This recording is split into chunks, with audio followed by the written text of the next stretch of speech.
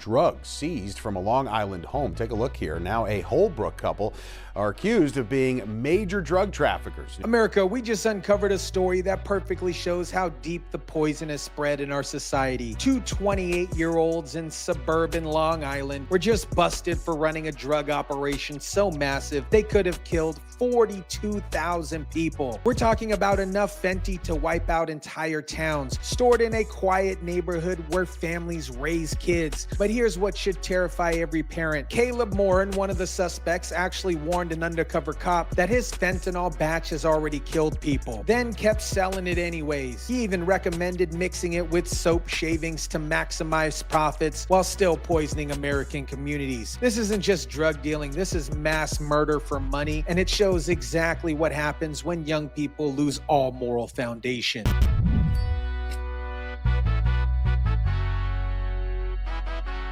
Selling illicit substances is never a victimless crime. $2 million worth of cocaine, heroin, methamphetamine, and more were all taken by police, allegedly from the home of Jessica Medina-Rivas and her boyfriend, Caleb Moran. What is up, guys? Tyson DELACRUZ here. Thank you so much for rocking with me. This story connects to everything else we've been talking about. Young adults with no moral foundation, no real purpose, and no respect for human life. Let me break down just how massive this operation was. We're talking about 14 kilos of cocaine, 12 kilos of meth, thousands of pills, black tar heroin, and 20 pounds of cannabis. But the most terrifying part, the amount of fentanyl that they had could have killed over 42,000 people. A seizure like this, you just don't come across that often, and this is one of the largest in the history of Suffolk County and certainly the largest crystal meth seizure. Think about that, the largest crystal meth seizure in Suffolk County history. These weren't small-time dealers selling to friends. This was an industrial-scale operation designed to flood Long Island communities with poison. Both 28-year-olds are being charged as major drug traffickers. They both pled not guilty. It's easier to say things and sometimes difficult to prove them in court. Both suspects are 28 years old, the same age demographic we keep seeing in these cases. Young adults who should be building careers, starting families, contributing to society. Instead, they're mass producing death for profit. But here's what really disturbs me about this case. This wasn't just about drugs. They had two unregistered firearms, bulletproof vests, and something called Dragon's Breath shotgun shells that shot out sparks. This was a military-style operation disguised as a drug business. After 5 alleged drug sales to undercover officers, their Tarkington Road home was searched and also led police to another location. The investigation started with 5 alleged drug sales to undercover officers, but when they searched the home, they discovered this wasn't just a drug operation. It was a fortress, multiple locations, sophisticated security, and enough firepower to fight off law enforcement. A search warrant was executed at Gator Motorsports here in Patchogue.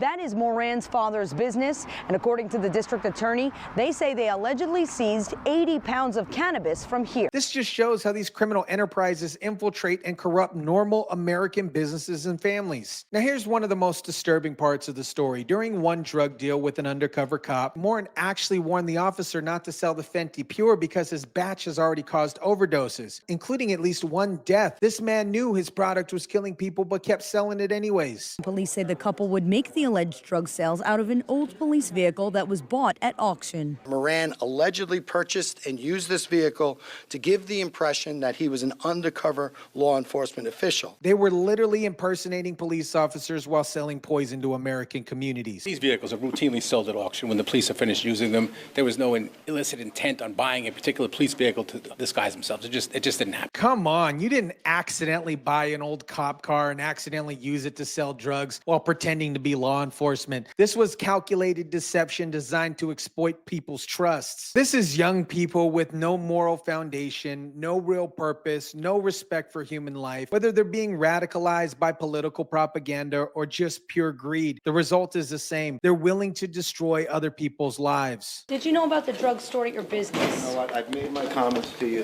The family's my call.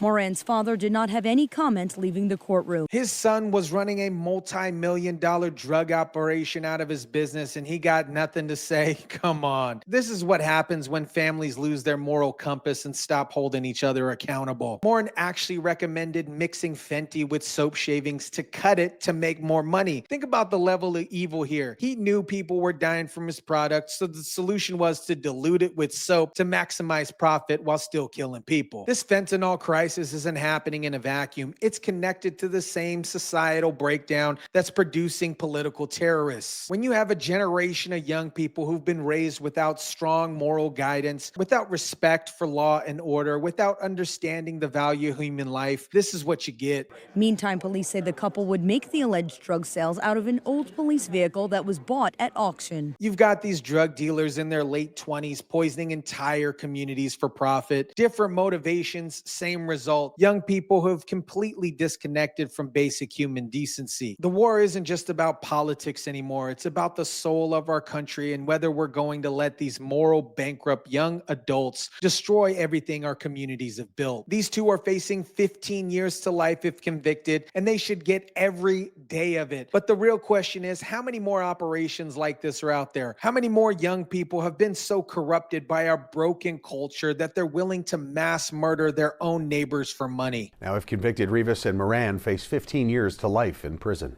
15 years to life for having enough poison to kill 42,000 people. That's not enough. When you're running an operation that can wipe out entire towns, you should never, ever see the outside of a prison cell again. But here's what really makes me mad. While politicians are busy demonizing ICE agents who are trying to protect us from criminals, we've got actual criminals like this couple flooding our streets with poison that's killing thousands of Americans every year. Where's the outrage for that? This case represents everything wrong in how we're raising young people in America. Caleb Morgan and his girlfriend Jessica Medina-Rivas had every opportunity to build legitimate lives. Instead, they chose to become merchants of death, poisoning their own communities for profit. These were young adults living in suburbia who decided that killing their neighbors was an acceptable way to make money. And the military-style equipment, the bulletproof vest, the Dragon's Breath shotgun shells, this shows they were prepared for war against law enforcement. They knew what they were doing was evil, and they were ready to kill cops to protect their operation. America, this Long Island bus should be a wake-up call for every parent, every community leader, and every American who cares about the future of our country. We're not just dealing with a drug crisis. We're dealing with a moral crisis that's producing young adults who are willing to mass murder for money. Whether it's fenty dealers or anti-ICE shooters, we're dealing with people who have been completely disconnected from basic human decency. Until we address the root causes, the breakdown of family, community, and moral education, we're going to keep seeing this more and more. The 42,000 people who could have died from the fentanyl that was in that Holbrook home represents entire communities that could have been wiped out by two moral bankrupt 28-year-olds. It's not just a drug problem. It's mass destruction in the hands of people who don't value human life. We need to wake up and realize that the war on American souls is being fought in our own neighborhoods by our own young people. Let me know what you think about this. Drop it down in the comment section down below. Smash the like button if you kindly would. Share, subscribe, and as always, guys, I'll catch you on the next one.